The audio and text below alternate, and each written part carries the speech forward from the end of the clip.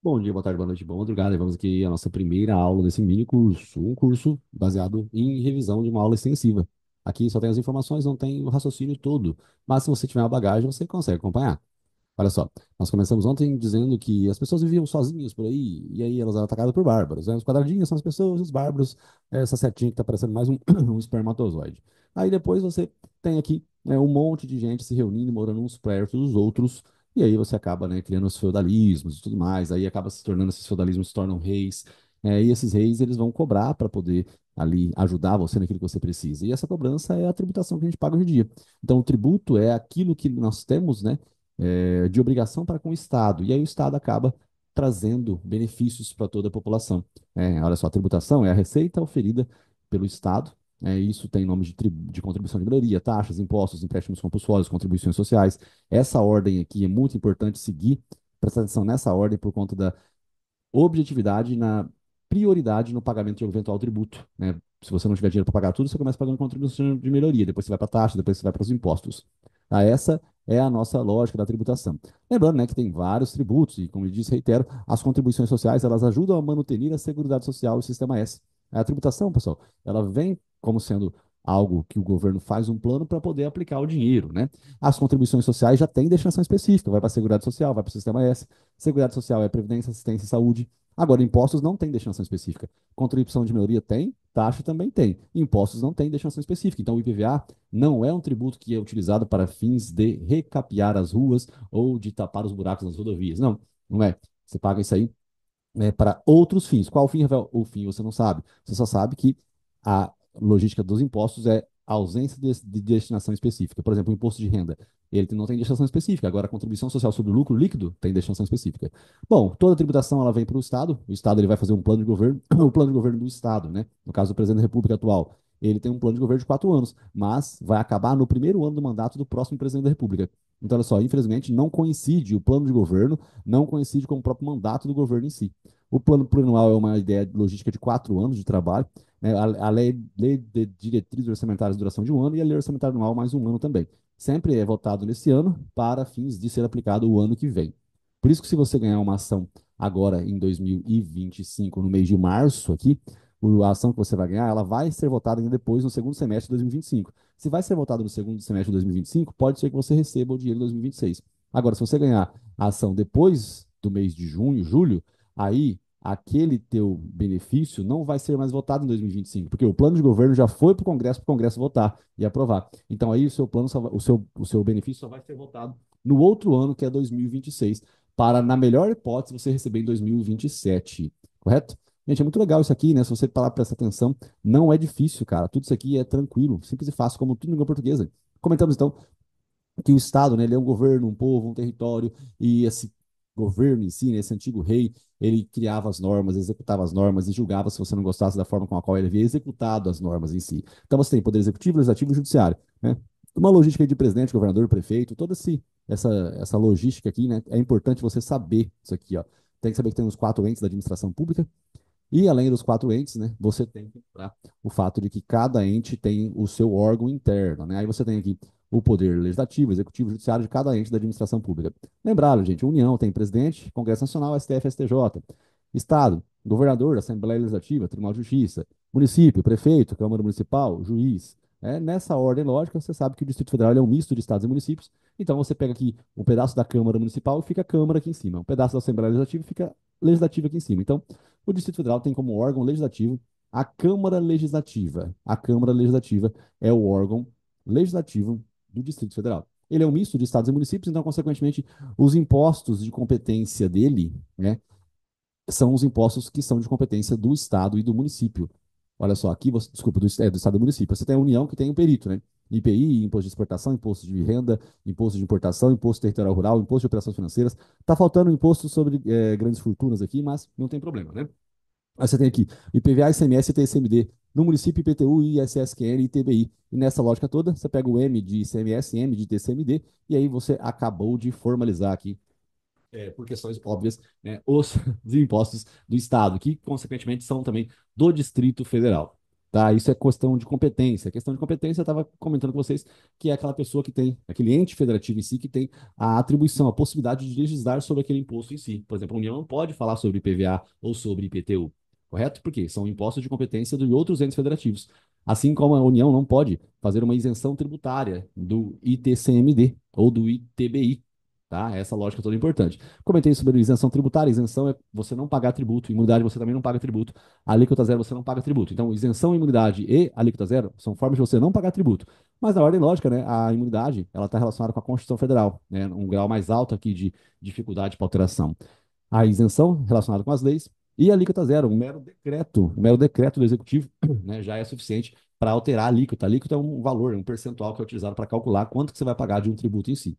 Bom, aqui só reiterando os órgãos do Poder Legislativo, né, Congresso Nacional, Assembleia, Câmara Municipal, é só mostrar o óbvio, pessoal, que tem vereadores, deputados estaduais, deputados distritais, federal, senador, tá? Isso aqui é a logística simples e fácil dos órgãos do poder legislativo. Você tem que dominar isso daqui para você conseguir aplicar aquelas regras, tá? Senão não vai dar certo. Aí você tem o poder executivo também, presidente, seus respectivos ministros, né, diretores, médicos, enfermeiros aqui, essa lógica toda, né, o prefeito tem a sua secretaria de educação, diretor do escola específica X, professores, inspetores de aluno, essa desconcentração administrativa é muito importante, né? Como eu disse, reitero, né, se o professor faz alguma coisa errada com você entra com ação contra o professor ou contra o município? Contra o município. A mesma coisa com o médico, né? E assim vai, tá? Não entra contra órgão, você entra ação contra, sem seus órgãos, você entra com ação contra o ente federativo em si. Não é contra o presidente que você entra com ação, você entra com ação contra a União.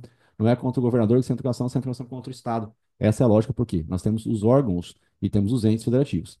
Tá bom? Bom, depois comentei sobre isso e eu estava falando sobre o processo legislativo, né?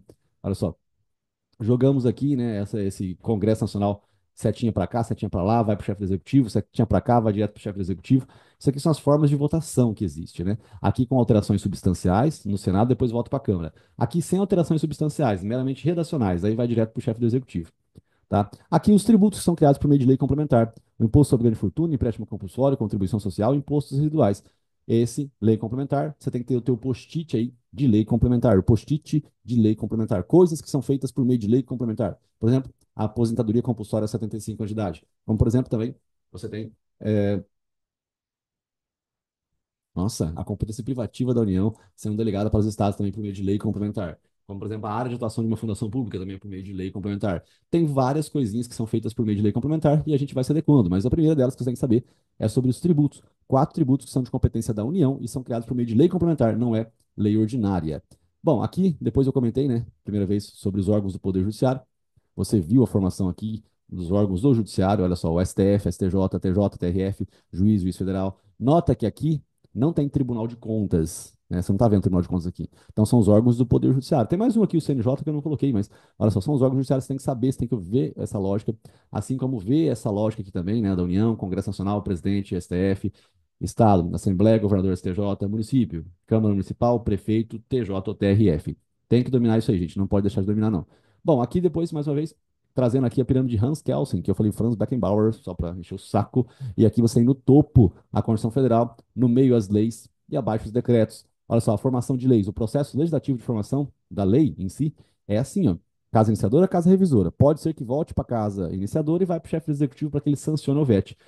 Note que nas emendas constitucionais isso não acontece, ó. A emenda constitucional, aqui ficou faltando a setinha, né, laranjada. Mas a emenda constitucional aqui, a emenda constitucional, ela é feita com maioria qualificada. Olha só, tem duas setinhas aqui, duas aqui. Então são dois turnos na Câmara, dois turnos no Senado, acabou. Você aprova ou não aprova uma emenda constitucional. Você não tem aqui uma sanção ou veto pelo executivo no caso de emendas constitucionais.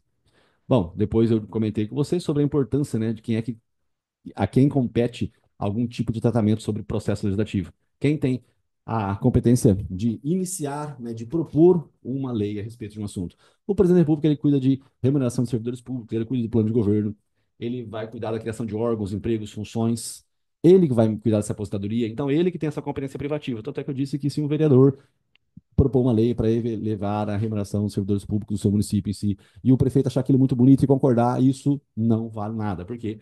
Porque a sanção do chefe do executivo não vai convalidar vício de iniciativa. E olha só, o vício de iniciativa não se convalida com a sanção do chefe do executivo. O que, que significa isso? O erro no início do processo legislativo não será corrigido pela concordância da própria pessoa que nem competência para iniciar aquele processo.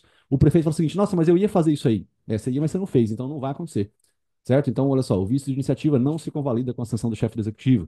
O erro no início não se irá corrigido pela concordância do prefeito, do vereador e do presidente da República. Tá? Então, quem propõe leis sobre remuneração de servidores públicos é o Poder Executivo, não é o Legislativo.